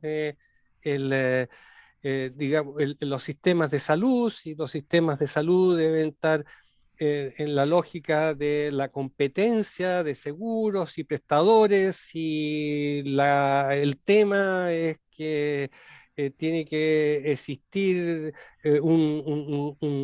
una forma de organización superestructural basada en los seguros y es basada en esto, en este otro. Y la discusión se ha instalado ahí. eh, los sistemas de salud están fuertemente segmentados y fragmentados, y esa segmentación y fragmentación no es otra cosa que el reflejo del tipo de sociedad que existe en nuestros países. Somos sociedades fuertemente estratificadas, las clases sociales están fuertemente separadas, vivimos en guetos, donde los distintos grupos solo conversan en la prestación de servicios de unos con otros, en la y por lo tanto el sistema de salud refleja y replica como espejo esa situación, y por lo tanto la discusión de cómo superar los temas de la fragmentación y la segmentación son temas que tienen que ver con la estructuración, con los arreglos. Ahora, esa es la discusión de las políticas públicas, pero en paralelo surge un movimiento fuertísimo en las propias localidades, en las cuales se inventa, se innova diariamente. Y América Latina está llena de ejemplos, de lecciones aprendidas, de buenas prácticas, de cosas que suceden en las propias comunidades. Y esos mundos parecieran que no conversan. Y curiosamente, quienes tienen el poder, que son los que diseñan las políticas públicas, al final, de alguna manera, enmarcan, limitan, obstaculizan el trabajo que sucede y que fluye en las propias localidades. Mm, y el principal obstáculo que hace es no visibilizar y complicar lo que sucede en las propias localidades con respecto a las normas y reglas que se fijan verticalmente desde arriba. Cuando uno conversa con las personas que trabajan en los territorios. La principal reclamo, la principal queja es que no hay tiempo, no hay capacidades para trabajar con la comunidad porque las prioridades fijadas desde arriba son hacer 1000 prestaciones, llenar 1000 Excel, cumplir con un montón de indicadores que tienen que ver con generar, hacer cosas, hacer prestaciones independientemente de lo que sucede en los territorios, con un divorcio entre los territorios que es un divorcio impuesto desde arriba. O sea, los programas verticales y el tipo de exigencia que se hace desde arriba eh, obstaculizan lo que las propias personas, los propios trabajadores que tienen, trabajadores de la salud, las personas que tienen compromiso con la estrategia de atención primaria intentan hacer en los territorios.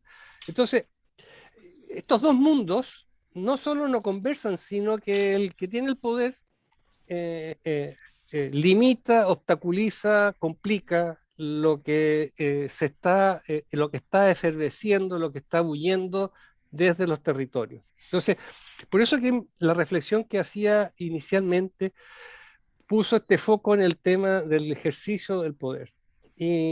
Hoy en Chile y en los países de América Latina está bullendo posibilidades de transformación, posibilidades de cambio. Y lo interesante es poder conversar sobre cuáles son las capacidades que necesitan los profesionales hoy, y por lo tanto este magíster aspira a tener un carácter profesionalizante. ¿Cuáles son las herramientas para facilitar, para colaborar con una transformación, con un cambio que hoy día se ve más posible que nunca? De tal manera que efectivamente las propias localidades, las propias experiencias locales sean las determinantes para la definición de las políticas públicas. Entonces ahí es un tema de generar capacidades. En la medida que hay más capacidad en los territorios, va a haber más poder en los territorios. Entonces aquí la pregunta es, ¿cuál es el sentido de formar profesionales con la mirada de salud comunitaria? Y a mi juicio, Carlos, Germán, Ricardo, Hernán, es contribuir a este nuevo balance, a esta desconstrucción para un nuevo balance del poder. Esperamos que este magíster contribuya en algo en eso y esperamos que junto con el magíster poder tener otras iniciativas que complementen esta capacidad de generar un movimiento mucho más macizo, de apoyar un movimiento mucho más macizo que hoy día está por lo menos en Chile. Hay varios grupos que están trabajando con este espíritu y que por lo tanto desde aquí, desde nuestra universidad, poder también sumarnos a este esfuerzo más colectivo para avanzar hacia una concepción de la salud más integral, más interdisciplinar y que coloque el poder, como he intentado transmitir, desde y con las personas y las comunidades. Muchas gracias, decano. Germán. Ya, ok. Bueno, yo creo que lo que se ha planteado da pie para conversar un buen rato sobre distintos temas. Yo creo que hay muchos ámbitos que todos son muy interesantes y cada uno ha ido poniendo algunos énfasis. Yo quisiera decir algunas cosas que digamos que he logrado rescatar y que me parece que podrían contribuir, no sé. Ahí los alumnos particularmente dirán. O sea, una cosa es que lo que plantea Nan me parece, me recuerda un poco mis estudios en Bélgica, donde tenía compañeros africanos. Ya tenía muchos compañeros africanos negros y que me contaban de su vida y su experiencia, de sus países, de su cultura, etcétera. Ya, y uno de los autores que leíamos era Frank Fanon, ya que precisamente, digamos, podríamos decir que fue un médico revolucionario que puso el acento en muchos temas, entre ellos el tema de la liberación, pero el tema de la liberación del punto de vista de la identidad. Ya él acusaba un poco a los negros, siendo él mismo negro, de que lo que ellos estaban haciendo era identificarse, casarse y, digamos, dejarse imbuir por la colonización, digamos, epistemológica europea. Entonces los negros en realidad se estaban blanqueando, querían ser más blancos. Entonces él decía, mira, aquí hay un problema de salud mental enorme porque los mismos negros, digamos, sufren debido a que quieren ser una cosa que no lo son. Y por otro lado, no escuchan a su propia cultura, a sus chamanes, a sus médicos y a sus tradiciones, donde está su verdadera identidad. Entonces, quería poner un poco eso. Me recuerda también un libro escrito por Mario Vargas Llosa que se llama El sueño del Celta. No sé si lo leíste, Hernán, y que Sí, precisamente hace referencia a una especie de diplomático, investigador que va a África y que va justamente a la zona del Congo, que se llama Roger Casamán, y que él en el fondo observa cómo el mundo colonial, ¿no es cierto?, europeo, blanco, explota a niveles extremos, sanguinarios, a la población negra, ya en función de la civilización y en función, ¿no es cierto? Entonces, ¿cómo la gente no se va a enfermar, ¿no es cierto?, en esas condiciones. Bueno, eso me recuerda respecto de África. Yo quería mencionar, no sé si con el, digamos, tratando de contribuir a un concepto de comunidad, yo creo que los conceptos que se han vertido acá son bien significativos y bien relevantes, ¿ya? Y quisiera complementar con un concepto de comunidad de carácter relacional, ¿ya? Es decir, digamos, la comunidad no solamente es un grupo de personas que, digamos, comparte varias cosas y tiene algunas metas y objetivos, sino que la comunidad se construye en una relación con otras comunidades.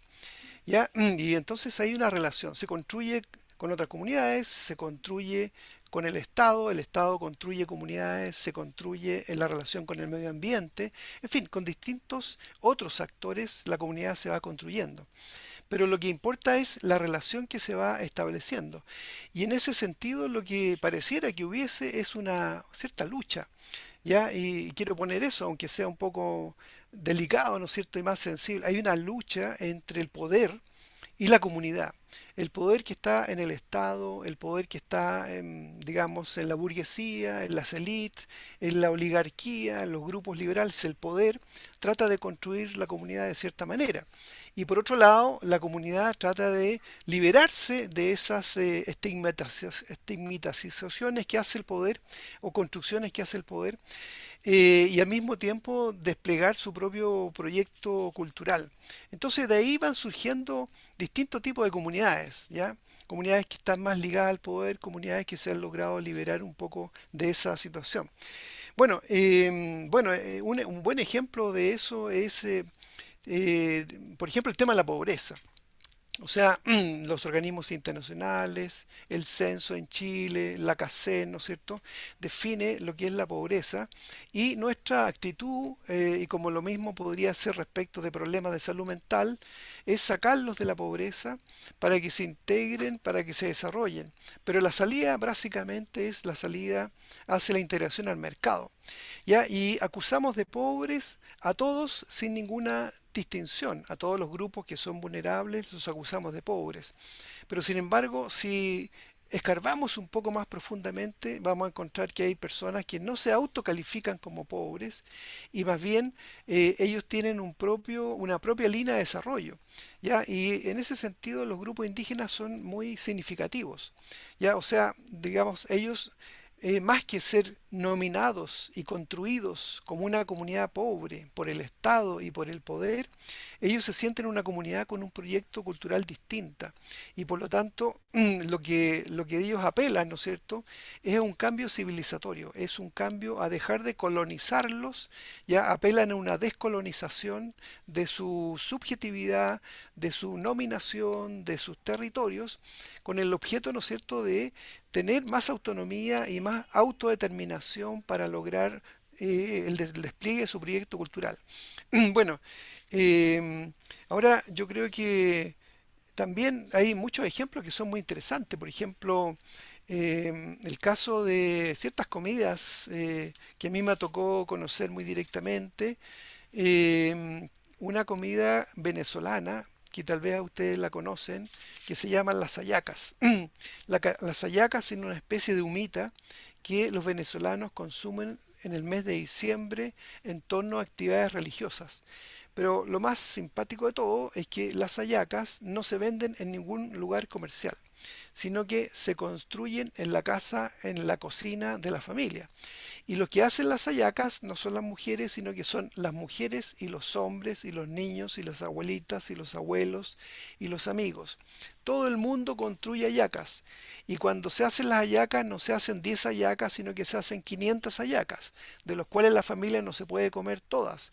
Entonces al final la hallaca se transforma en una comida comunitaria.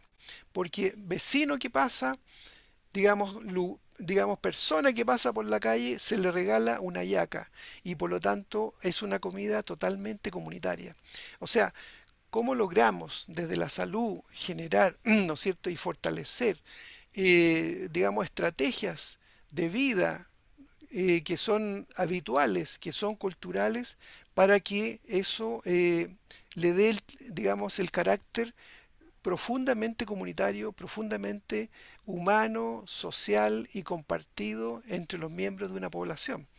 Bueno, yo creo que lo que el doctor Osvaldo Artaza mencionaba de que la medicina de alguna forma asume un rol de experto y luego con la idea de la salud comunitaria se pone el acento en que la población es un sujeto. Yo creo que esa es una idea muy relevante, y a decir cómo la comunidad deja de ser objeto, deja de ser construida por el Estado como los pobres, como los indios, como los marginales, como los locos, ¿ya? Y la comunidad se le permite, digamos, autodefinirse como lo que ella estime conveniente, se transforma en un sujeto, nosotros llamamos en psicología sujeto social comunitario, se transforma en un sujeto comunitario y a partir de ese momento, digamos, pueda desplegarse y pueda desarrollar su meta, ¿no? Ahora, lo que ha pasado es que la comunidad lo hace. O sea, no es que nosotros la vamos a autorizar para que ella haga eso. O sea, el estallido social, las revueltas sociales, los movimientos sociales son una reacción de rechazo y de crítica hacia el Estado, hacia las instituciones y a estas, digamos, nombres, nominaciones y construcciones que definen la comunidad en función de intereses que no son de la comunidad, sino son intereses, digamos, institucionales. Bueno, y en esa dirección a mí me parece muy importante lo que un poquito decían ustedes también, que tiene que ver con el tema de la deconstrucción.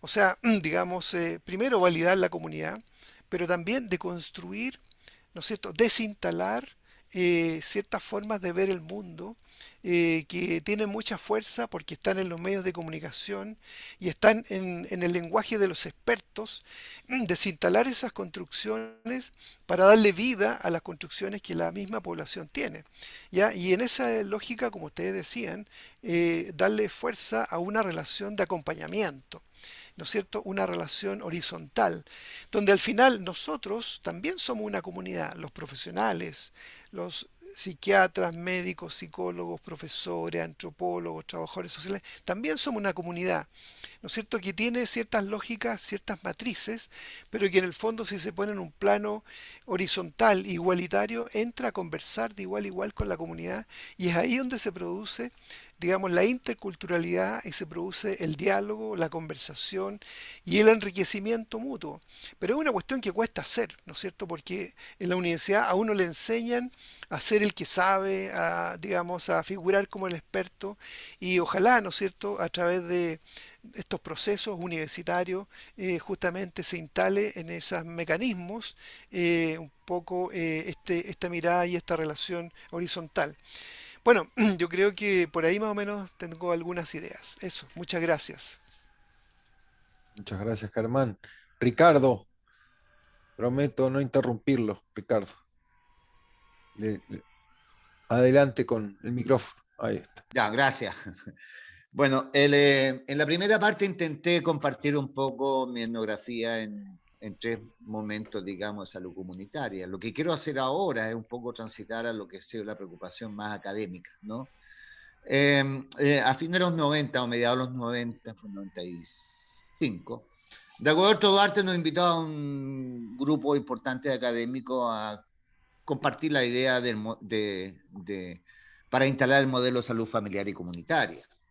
Dagoberto se fue a trabajar con nosotros, la Universidad Austral se vino a trabajar con nosotros y instalamos, digamos, la especialidad en medicina familiar comunitaria y además un diplomado que tenía un sentido bastante más instrumental, que era acompañar el proceso de transformación del modelo desde el materno infantil a el de salud familiar y comunitaria. Siempre mi preocupación fue este exagerado acento que se le daba a la discusión al tema de la gestión. Y había un tema de gestión importante. Yo lo reconocía porque evidentemente las autoridades políticas tenían que buscar las maneras más eficientes de gestionar este traspaso. Pero a mí lo que siempre me preocupó un poco era este eje promocional preventivo del modelo y que interpelaba esencialmente a ese componente comunitario. Y el modelo se llama Salud Familiar y Comunitaria, tenemos los CEFAM instalados, muy acreditados, extremadamente eficientes. A mí, yo pienso que los profesionales ahí tienen una vocación pública interesante, muy alta, pero hay algunos problemas con este componente comunitario. El trabajo comunitario se viene desarrollando, digamos, con muchas dificultades, particularmente porque los centros formadores, principalmente en salud pública, del cual yo he formado parte, no hemos tenido una preocupación particular por esto. No ha absorbido esta perspectiva biomédica, centro hospitalario, hoy día más molecular que nunca. Entonces la perspectiva no nos ha permitido esto.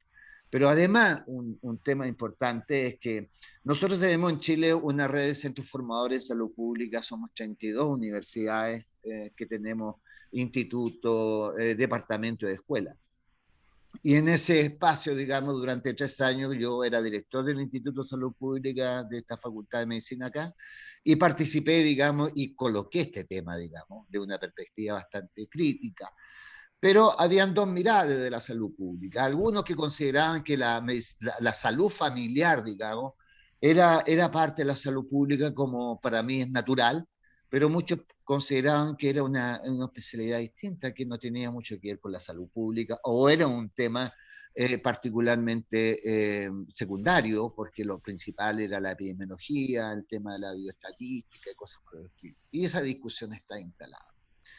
Pero yo quiero compartir con esto porque pienso que un magíster como el de usted eh, debería tener como una preocupación particular el fortalecer el componente comunitario del modelo de salud que tenemos en Chile en la atención primaria instalado. Allí, evidentemente, cuando uno conversa con los equipos, los trabajos se hacen de manera muy voluntariosa, con mucha compromiso, digamos, y vocación.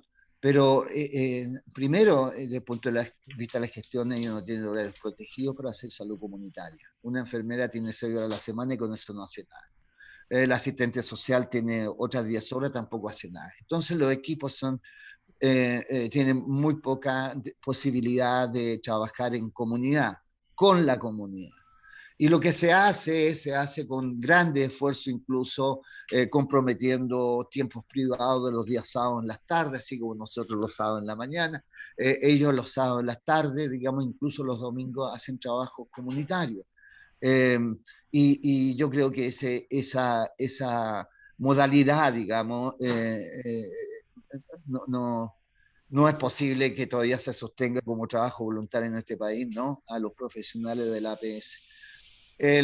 Pienso de que debemos hacer algún tipo de análisis crítico respecto a lo que está ocurriendo con nuestro modelo de salud familiar y comunitaria. Se ha avanzado un poco en lo familiar, digamos, desde el punto de vista de las consejerías, algunas atenciones, pero desde el punto de vista comunitario, el trabajo todavía sigue siendo un poco la tradición del modelo materno-infantil, ¿no? Y no hemos avanzado lo suficiente en este modelo de salud familiar y comunitaria que ya está instalado, es una política pública. Don Hernán, que presidió esa comisión de la reforma, lo conoce muy bien, pero en realidad cuando uno conversa con los equipos de atención primaria, hay muchas dificultades. Y pienso yo que los centros formadores no hemos tenido una capacidad, digamos, para poder instalar mayores competencias entre los profesionales para que puedan liderar procesos comunitarios, de intervenciones comunitarias que permitan de alguna manera mejorar, ¿no?, la salud colectiva en este país.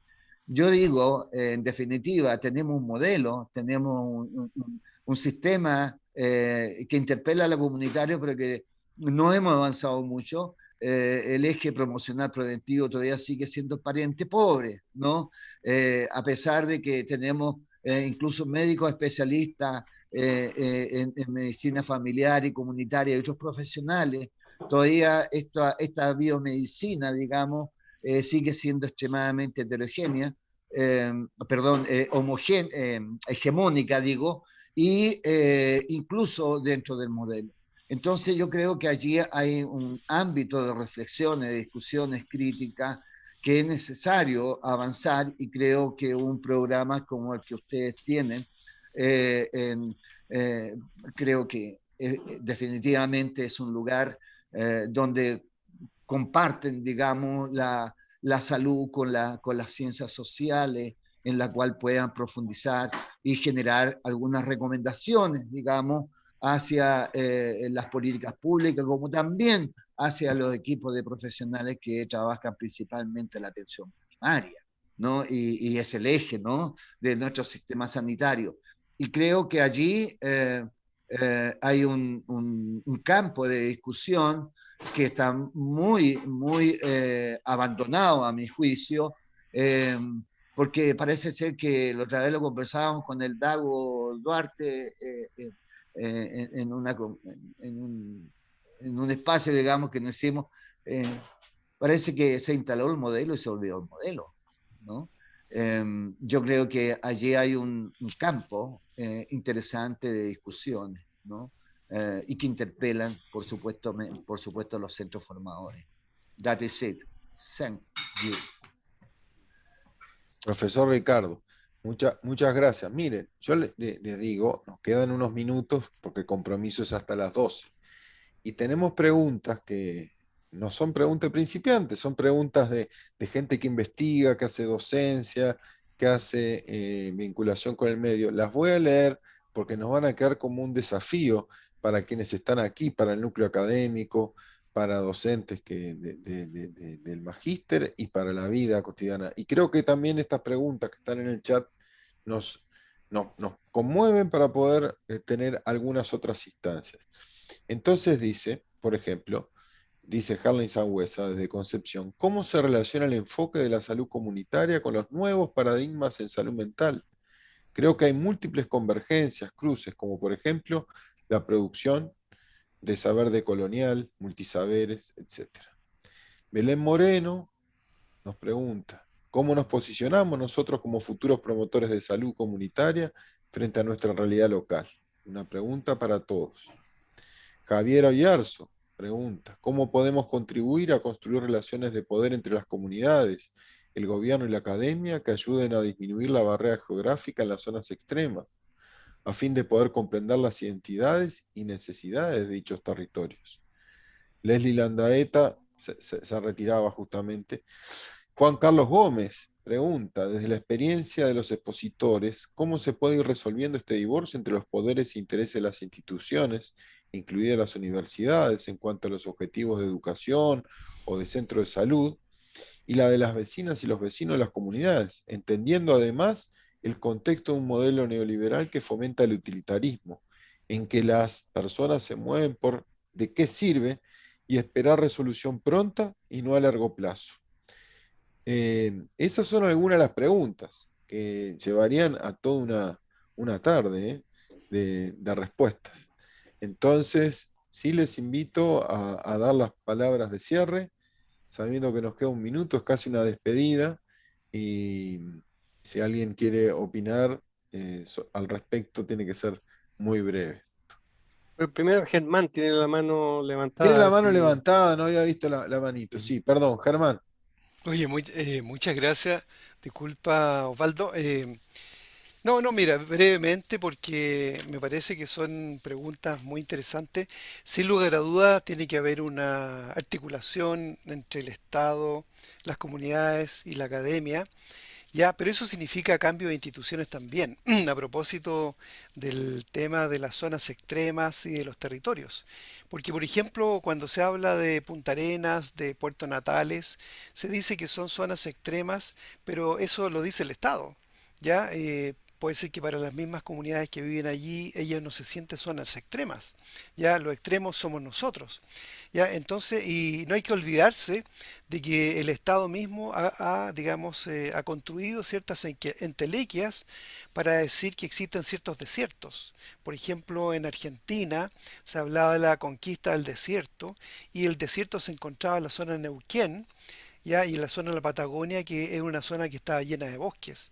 Simplemente en el fondo lo que querían decir era un desierto de personas y de poblaciones, cuando en realidad estaba poblada la zona. Entonces, bueno, o sea, en ese sentido, yo creo que, digamos, creo que tiene que, o sea, cuando queremos trabajar con la comunidad, uno bien intencionadamente dice, voy a trabajar con la comunidad, juntos vamos a trabajar, vamos a construir juntos.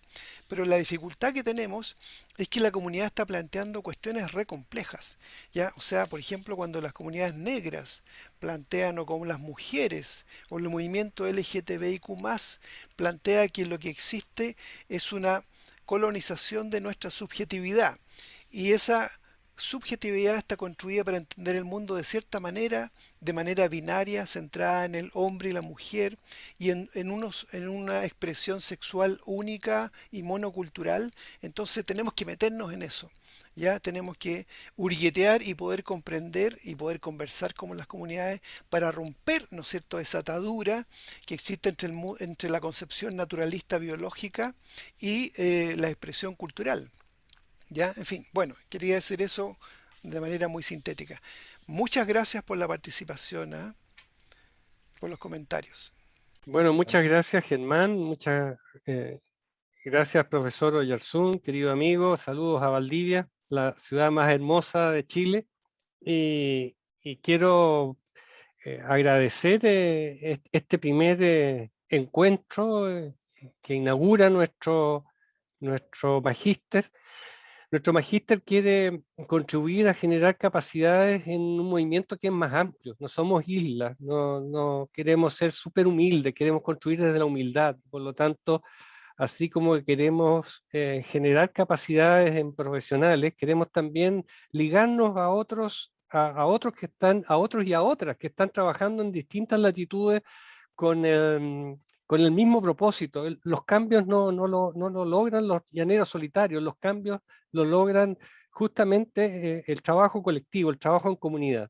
Y es por eso que en las primeras sesiones de este magíster vamos a tener varios conversatorios para conocer otras latitudes, justamente porque este magíster quiere entender que somos parte de un movimiento, y en la medida que este movimiento crezca y se expanda y genere más capacidades, vamos a lograr transformaciones.